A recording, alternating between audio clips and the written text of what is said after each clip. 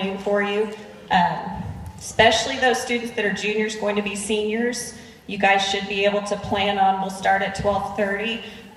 We will start with round 1, and then we will just keep going throughout the day through the 6 rounds of classes. For you guys, juniors who are going to be seniors are in round 1 and 2, and then your sophomores who are going to be juniors are in rounds 3 or 4. So we'll just go in order. There will be announcements when we dismiss for arena scheduling that let you know where you need to go. How many of you have started making mock schedules? Just show of hands. Awesome. If you haven't done that, please do so.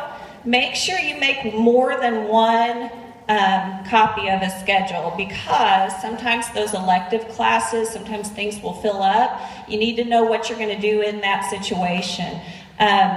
You guys that I talk to English, what do you do if you make a schedule, you get to a table, you realize your whole schedule has to change? What do? Not cry. Try again. Where do you go? You're in panic mode, you're freaking out, where do you go? No, not me. I'll be running around like a crazy lady. Where do you go?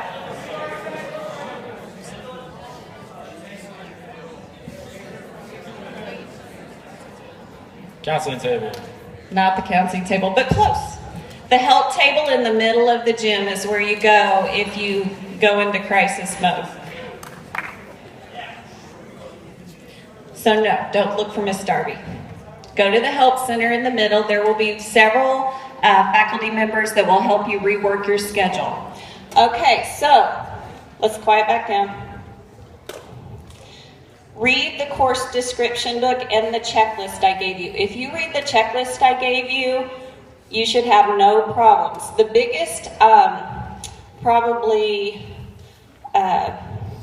challenge for you this week is going to be to make sure you get all the special permission classes taken care of that require a separate application or special permission. And those are, we're going to talk about those here in just a second, but they're also listed in your checklist. So make sure you're paying attention to those. Here they are. Personal Finance Online is a brand new offering that we're very excited about. If you have at least a 3.0 and 95% attendance, you can request to take personal finance online instead of sitting in class for the whole semester.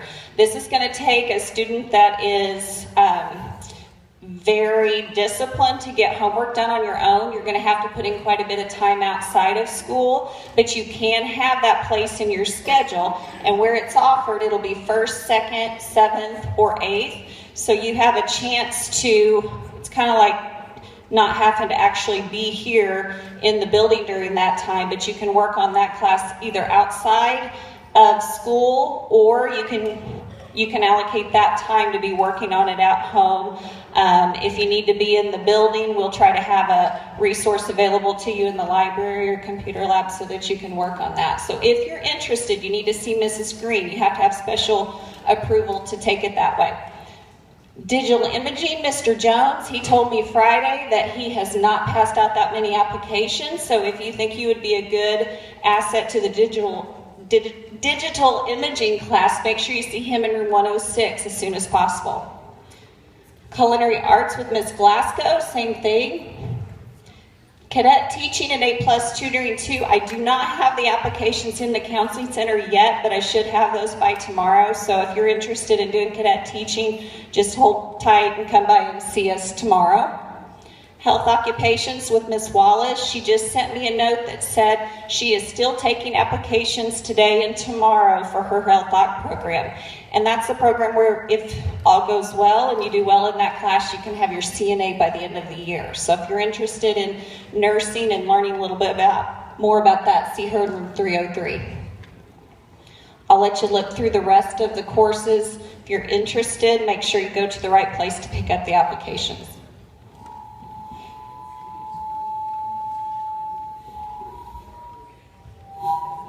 Little bit of information. I'm not going to read all this to you because, again, it's all in your checklist. It's all in the course description book.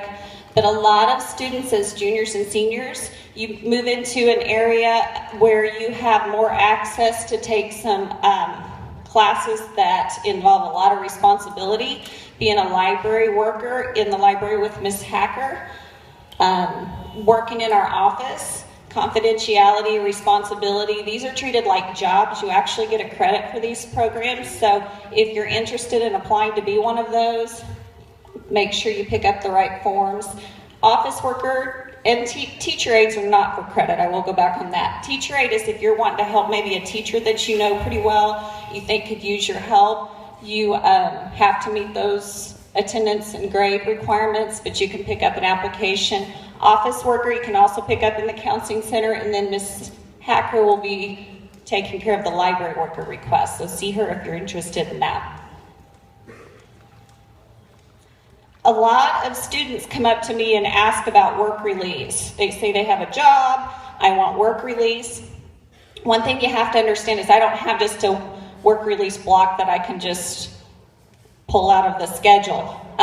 What you have to do is you have to actually go through a supervising teacher, which if you'll go to the next slide, those are the teachers that supervise work release. So if you're working, let's say you're working on a farm, or you're working at MFA, or you're working, I've even had students that work in the meat department at Woods or Walmart, that might be related to the ag area of work release. So you'd need to talk to Mrs. Brown about work release. Mrs. Grease handles a lot of our business and marketing related jobs, and then Mrs. Glasgow handles a lot of the food service and other related jobs to that field.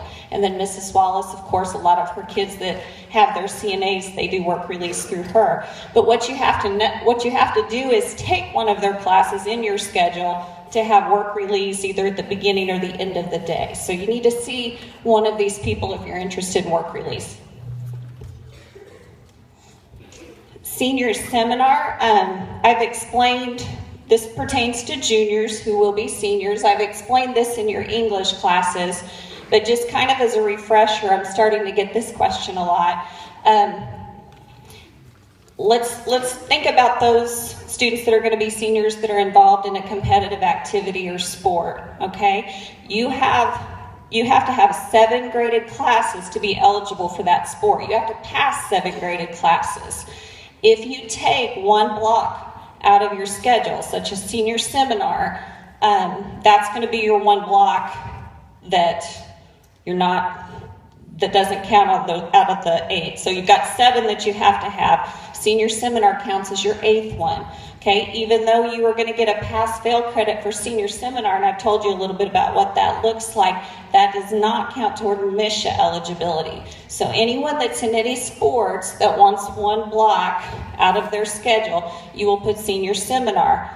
If you are not in a competitive sport or activity and you're wanting 2 blocks, you will have senior seminar written once and then senior release written the other. But I've had a couple questions today about students that are doing sports asking if they can have both, and the answer is no, you can't do that. So if you're in any sports or activities, you'll put senior seminar down if you choose to take that online program, which is going to be an awesome opportunity for you to stay linked to the counselor and get some post-secondary plans taken care of. There's some of the topics we'll be dealing with in senior seminar.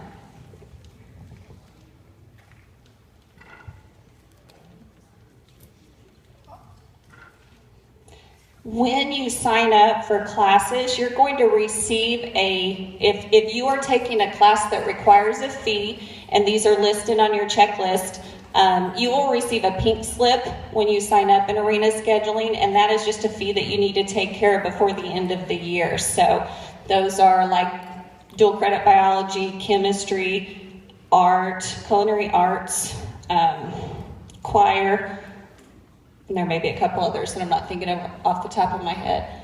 On another note, so those pink slips you'll see if you're signing up for a class that requires a fee, you'll get that when you sign up. You don't have to pay that day.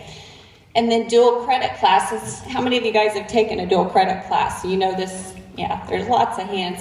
Dual credit classes are awesome, and especially you sophomores who are moving into becoming juniors, there's going to be a lot of classes that you may be taking, maybe your science, your math, speech, American history, Several of those classes, there is an opportunity for you to pay for the college hours, and you can get dual credit for taking those classes here. So right now you'll just sign up for those classes, and then at the beginning of next year, within like the first week or so, we will have a meeting here in the auditorium for students that are in the classes that are offered for dual credit, and you'll have an opportunity to fill out an application and pay for those. So you don't need to do anything special now. Lots of parents ask questions at this time when their students get ready to do dual credit, wondering what they need to do for that part of it, and just let them know that we just wait till next year to take care of that. So there's just a little information on the dual credit. I will have a handful of students that take classes on SBU's campus, and those are called dual enrollment.